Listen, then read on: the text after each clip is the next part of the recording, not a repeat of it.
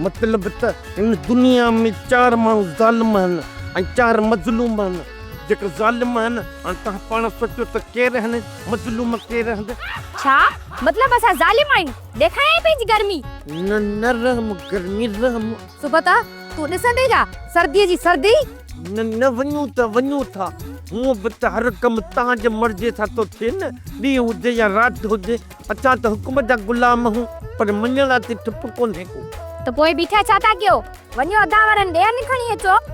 अधी गर्मी लॻे थो वेलण खणी न जे वात में विझणो पवंदो। लॻे थो त डंडो खणी अचणो पवंदो। न सर्दी वेलण वात में न विझजा। वेलण वात में विझदी त पोइ वरी वाचा त चिरजी वेंदियूं न। वाचा चिरजी वेंदियूं त पोइ वरी मानी कीअं खाईंदासीं? ईअं न अदा उबता हल त पोइ अन्न खणी अचूं।